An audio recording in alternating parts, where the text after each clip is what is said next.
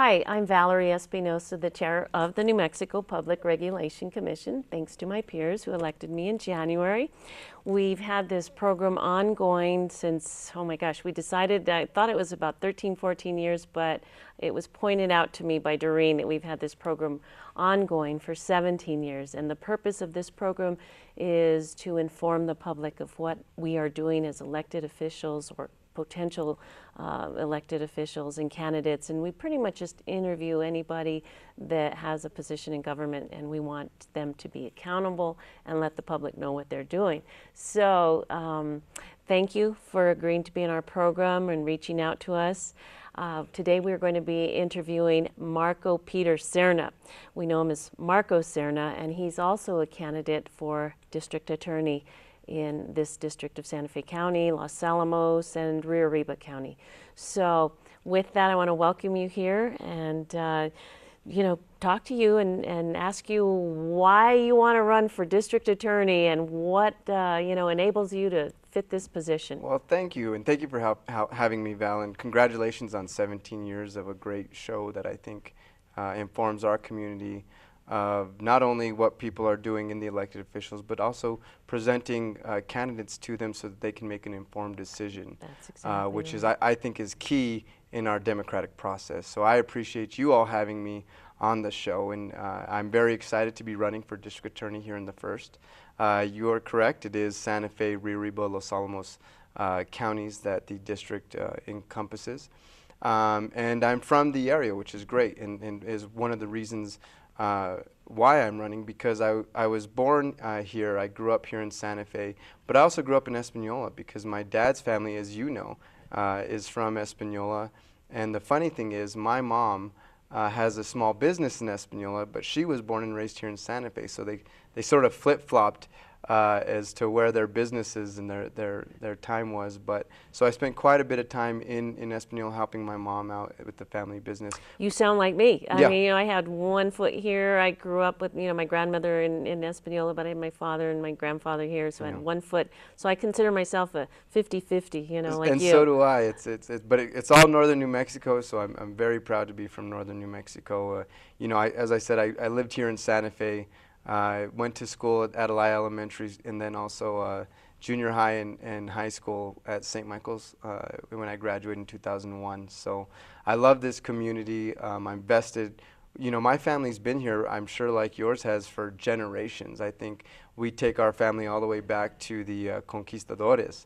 So it's really exciting to be able to give back to my community and want to earn the role of serving them as the district attorney. That's really very close to me, and I'm very proud of that I'm seeking this position. The family member I remember most of your family is your grandmother, and like I say, our gas station was adjacent. Your home was, your grandmother's home was just, I could throw a rock to from the gas station we had many moons ago, and I wait for my grandmother to pick me up and from school, and I'd walk over and have some tomato soup with your grandmother. Well, I miss her dearly. She's passed, as you know. She was the matriarch. But she was, what she said went in that Talk a little bit about her. Well, so my grandma, she's actually was from, or born and raised in Chimayo. And my great-grandfather, Edie Trujillo, was the state auditor here in New Mexico. So he sort of set the stage for our family, wanting to serve our public and serve our community.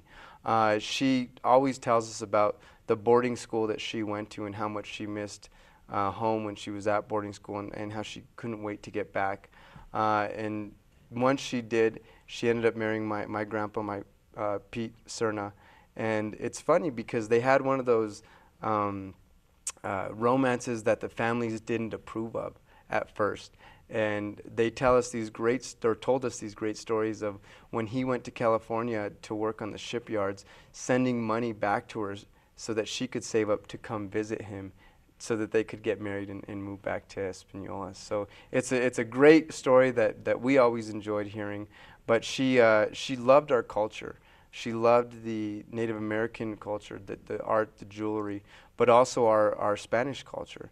And when we would go into the home, we spoke, they would speak Spanish, and unfortunately, I don't speak Spanish as well as I should. But you learn from listening. But you learn a lot from listening, and if you don't understand, they'll let you know that Or you if should. they want to talk about you, or not you, but say something they don't want you to hear, then that's when they usually spoke in Spanish. Exactly, yeah. So, but I mean, it was just such a great, great upbringing, because Espanola is such a beautiful valley, and there's such great people out there, and you know, we every Friday, every Good Friday, walking to Chimayo, doing the pilgrimage to the Santuario was a must, and we reflect and pray as we do that. So it was just, I'm so fortunate to have not only the family that I have here in northern New Mexico, but also the culture. We have such rich culture that's why people come to New Mexico, and northern New Mexico specifically, because you know, our landscape is picturesque, it's beautiful, and we have great people here, and we have wonderful culture that we still celebrate annually, that I think people really, really are touched by. And so I couldn't have picked a better place to live, and I wouldn't be prouder to serve a better community than the one that I grew up. And you want to follow in the footsteps of your family. Exactly. So from the auditor to the commissioner. Commissioner, yeah. My dad was a commissioner, and he served in that capacity for 17 years, and he was the superintendent of insurance. It must have been when they didn't have, what was it? Were they appointed at that time? Or At that time, it was a state-run election. So as you know, the PRC is now the governing body. But prior to, it was a three-position statewide race. So there are 3 corporation commissioners, okay. and all of them ran statewide. And there must not have been term limits. There were not term limits. So that's how he was able to serve. Exactly. Anyway, well, you and I could stay talking about, you know, families for the rest of the program, but I really want to focus on, you know, you went to school here, and where'd you go to law school, and tell us about yourself and what qualifies you for the position. Great. And why do you want this job? Great. Well, I went to law school at St. Mary's University School of Law in San Antonio, Texas. How did you decide, yeah, you know, well, knowing that you wanted to go to law school? That's awesome. Well, early on, my dad is an attorney as well, and he planted the seed with all of us children. And you have a brother. I have a twin brother who actually is going to graduate from St. Mary's this May. I'll be darned. From law school, so very proud of him for that. It took him a little bit longer to decide to go to law school, but he spent some time overseas. They're going to confuse the two of you. Yes, I know. Well, he has a beard, so they'll be able to tell us apart with that. But you know, it was a great experience to go there, and my dad early on said, I want all of my kids to be attorneys, and it's just the two of us that are going to be, or well, my brother's going to be the second to become an attorney, so he's very proud of that as well.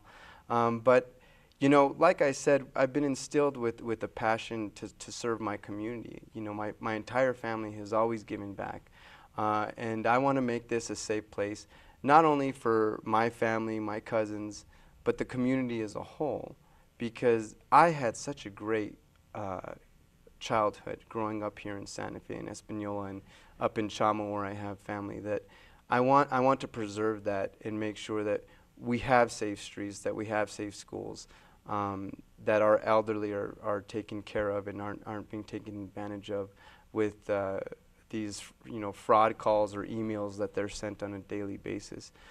So that's why I want to run, and I feel like I'm qualified because I have great experience coming out of not only the Attorney General's office, where I was prosecuting Medicaid fraud and elder abuse, which are the Medicaid fraud side.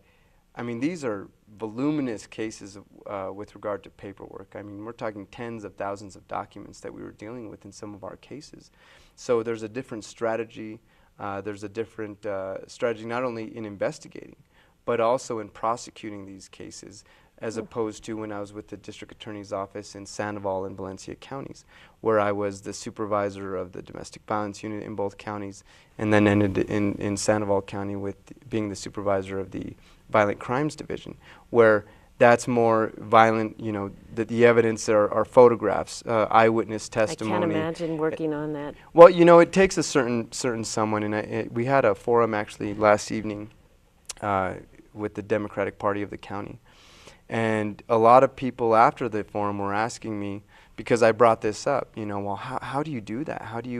How can you turn off, you know, when you go home, and it's not necessarily turning off, but I treat it as I'm doing a good job, and I'm giving back to these victims when I'm prosecuting these individuals of violent crimes. Do you ever see that it's unfair? I mean, you know, some of these repeat offenders keep coming back and doing the same things.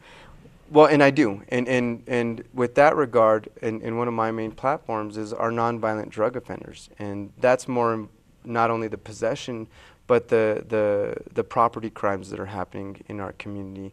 Majority of those are because somebody is stealing to either treat a habit, to get that next fix, and so I see that we need to really focus our attention on what is causing these people to do it, the addiction.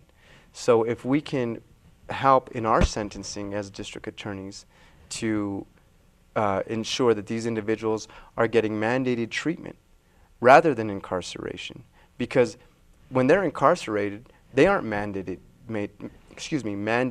to take treatment, because we've already taken their freedom away. We can't force them to do anything while in prison. The unfortunate reality also, there are drugs that get into the prisons and the jail systems. I don't know if you're aware, but we end up spending approximately $42,000 a year per inmate. Now, wouldn't that money go better spent if we focus on treatment programs, long-term treatment programs at that help break the addiction, and then we will see less property crime offenses, less possession offenses in our community, and we'll have these people getting back into our society, being productive, getting jobs, paying taxes, raising families. Sure. And so that's really where I think it tends to be unfair with these habitual offenders, because habitual offender, that doesn't sound great, and it's not great. But what's causing them to do this? It's the addiction.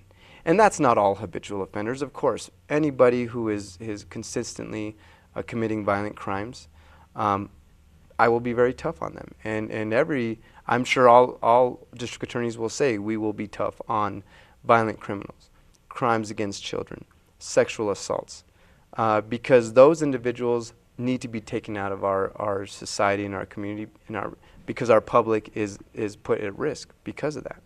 Now, DWI offenses, that's another issue, and this is sort of that gray area of what I've been talking about. You know, I'm very pro treatment with drug offenses, nonviolent drug offenses, and very tough on violent and sexual assault offenses.